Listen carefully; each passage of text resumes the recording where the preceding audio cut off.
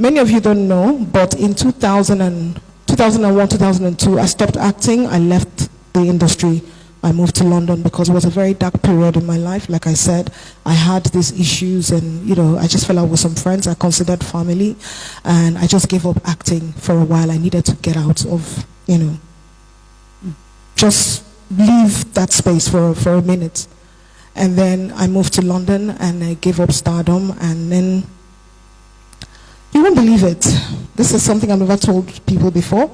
But while in London, I was trying to make ends meet. I started working in a care home as a caregiver for adults with special needs. While some might view it as a step down, I don't. You see, taking care of others brought me joy and purpose at a time I needed it most. Because remember, I took care of my mother and my father when they were ill, because I was alone with them. And when I say taking care of, I'm talking about really taking care of. Because you see, when you get really ill, sometimes you become incontinent. So I took care of them at that level. So it was a no-brainer for me.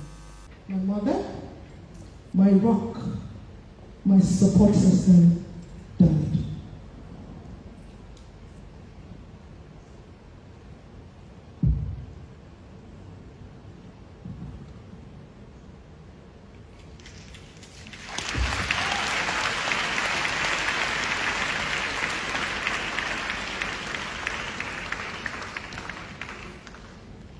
I'll never forget the day in 2001 when I watched her die. I held her in my arms, my older brother and I, and my father. We watched her die and she slipped away. It's something that never really leaves you. She died in 2001, but I think about a week ago, I still thought about her, and the tears came again. It never leaves you, to be honest. You get stronger, it gets better, but it never leaves. Well, it was just unbearable for me because for me, I felt like she was supposed to be here celebrating with me, watching me chase my dreams. She was part of this process, She made sure each time I go to school and come back, I'll do my homework, and then she'll prepare me for children's variety programs where I go to perform during the weekends. So she was very, very instrumental to who I am today, And then after that, I was in a bad place. I felt like there was no reason to keep going on, I remember being on the plane, going back to Lagos after she had passed. So she passed in my state where I'm from, Imo State. And then we'll have to go to Lagos and, get necessary things to come back and plan the burial. Now, I remember being on that plane, and to be honest, it was such a turbulent flight, but I did not flinch because I wanted it to crash. I was praying that I want this plane to crash so I can see my mother and be with my mother again. That's how I felt, And then it's a very empty feeling anyway. Now, you see, I'm the youngest in my family, and while I was still in secondary school, my older siblings had all moved back to the UK because they were all born there. I was only one born in Nigeria. Anyway, that's a story for another day.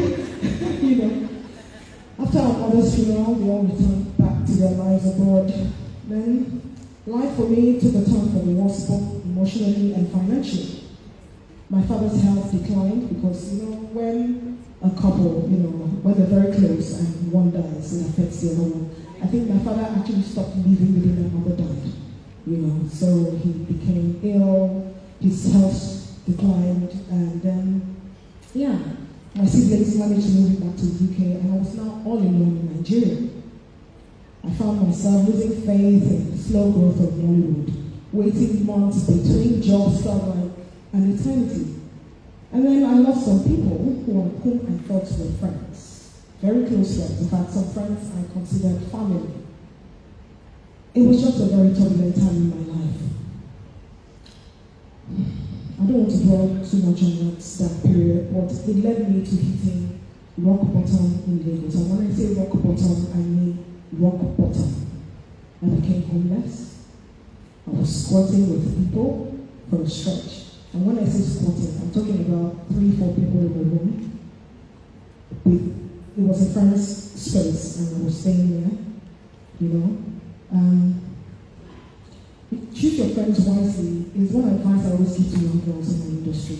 It's very important to choose who there's something Bernard said, choose your friends. It is very important to have friends who share the same vision, goals with you, people who your visions are aligned, and people who bring the very good energy, because the sort of energy you put out in the universe is the sort of energy you receive. That's something I always tell people. So you have to be very careful the sort of energy you surround yourself with, and also the sort of energy you're putting out there in the universe. Well, eventually my siblings found a way to get me out of Nigeria. Then I lived with my brother and his family for a while in London. And gradually I started getting myself together. Now, during that process, I put my dreams of stardom on hold.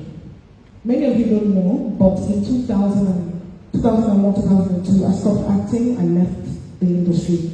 I moved to London because it was a very dark period in my life. Like I said, I had these issues and, I just fell out with some friends I considered family. And I just gave up acting for a while. I needed to get out of, just leave that space for a minute. And then I moved to London and I gave up stardom, and then you won't believe it. This is something I've never told people before. But while in London, I was trying to make ends meet. I started working in a care home as a caregiver for adults with special needs. While some might view it as a step down, I don't. You see, taking care of others brought me joy and purpose at a time I needed it most. Because remember, I took care of my mother and my father when they were ill, because I was alone with them.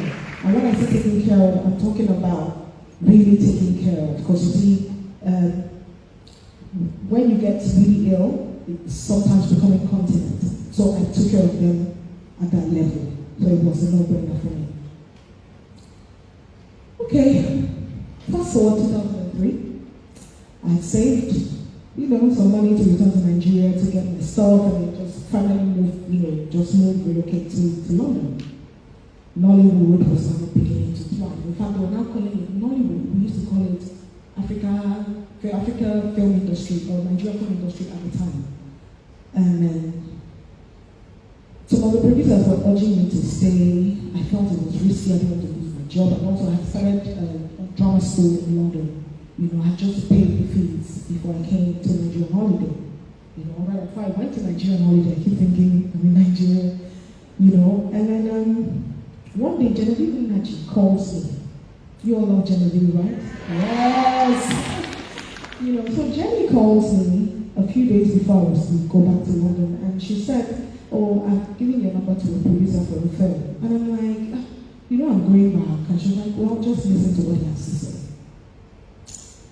She was one of the people that advised me to stay back and go back to London.